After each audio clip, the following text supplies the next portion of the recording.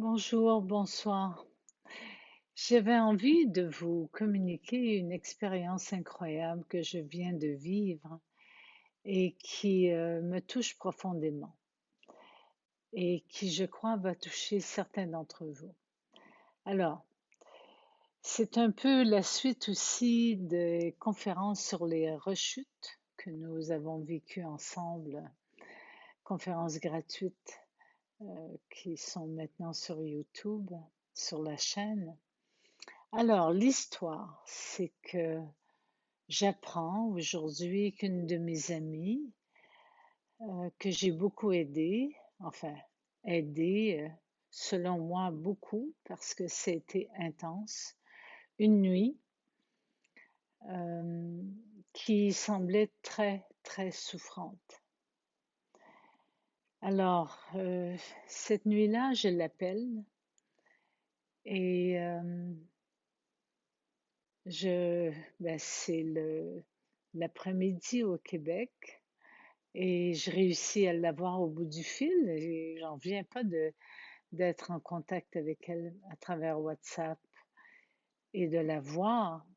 Et je la vois dans un état euh, très difficile, dans son état physique et psychique aussi. Et on se parle, puis elle me raconte qu'elle ne boit plus, elle ne mange plus enfin, depuis quelques jours, mais elle fait un effort pour boire. Et pendant qu'elle me parlait, elle prenait c'est des petites, elle mouillait ses lèvres et tout ça. Et mais je lui ai dit, on va lui donner un nom, Emmanuel, disons, mais c'est pas son vrai nom. J'ai dit, Emmanuel, c'est c'est important que tu ailles aux urgences là. Il y a quelque chose qui ne va pas. Si depuis 3 jours, tu n'arrives pas à bien, ou 2 jours, bien te nourrir, il y a quelque chose qui ne va pas. Donc, ah non, les urgences, j'aime pas les urgences. Parce que cet ami, Emmanuel, c'est un faux nom, hein. Cet ami Emmanuel, elle est contre beaucoup de choses au niveau de la médecine, euh, au niveau de... C'est une anti-tout. C'est comme ça que j'appelle mes amis, qui sont des anti-tout. Alors elle, c'est une anti-tout. Et sachant qu'elle était anti-tout, je lui ai suggéré de peut-être de s'hydrater un peu plus. Elle me disait non, non, non, j'y arrive pas. Essayez de manger. Et je l'ai vraiment secouée à distance, bien sûr, en lui disant tu as l'air d'une morte vivante. Parce que bien sûr, j'ai cette capacité de lire un peu plus que juste la forme physique de la personne. En plus, je connais cette personne, elle me tient beaucoup à cœur. C'est une grande amie depuis tellement longtemps. Et j'ai vu, j'ai vu, j'ai vu qu'elle pourrait mourir si elle n'agissait pas. Donc, j'ai été un peu choquée euh, d'être la première comme à découvrir ça. Certainement pas la première. Sauf que les gens autour d'elle ne réagissent pas à sa faiblesse, à son incapacité et ne sachant pas si elle le communiquait aux autres aussi, comme elle vit seule, ou enfin elle vit dans une forme de communauté, mais elle peut très bien s'isoler et que les gens soient pas conscients qu'elle va mal. Alors j'étais un peu surprise que ses amis ne voient pas sa souffrance et ne lui disent pas, ben, il faut entrer aux urgences, il faut aller chercher de l'aide et tout ça. Alors, j'ai agi comme j'ai pu agir cette nuit dans mon lit à Paris et elle au Québec. puis le lendemain, elle m'écrit, puis elle me dit, ça m'a fait beaucoup de bien que tu me secoues parce que j'étais sur une pente descendante, me laissant aller, me laissant aller, me laissant aller à quoi? Me laissant aller, entre guillemets, à mourir. Peut-être, je ne sais pas, hein. Et, et donc, bien sûr, j'ai pas eu d'échange avec cet ami à un niveau beaucoup plus spirituel si c'était son choix de quitter ou quoi que ce soit.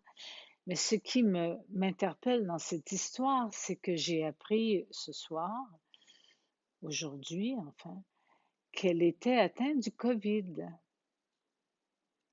Et elle ne le savait pas au moment où moi je lui ai parlé, que je lui ai, euh, que je lui ai dit réveille-toi parce que tu t'en vas vers la mort et tout ça. Enfin, comme je viens de vous le raconter. Et cette amie, je viens d'apprendre par une autre amie que Emmanuelle était atteinte du COVID, fut atteinte du COVID. Et j'ai pas eu de nouvelles d'elle. Bon, oui, me remerciant de son action, me disant je vais de mieux en mieux, mais j'ai eu aucune nouvelle d'elle me disant Marie-Lise, j'ai le COVID ou j'ai eu le COVID. Et je me dis, mais c'est quoi? Qu'est-ce qui se passe dans la tête des gens? Parce que c'est pas la première fois que je vis ça, comme si les gens ont peur de dire qu'ils ont eu le COVID. Bon, c'est sûr que pour cet ami Emmanuel qui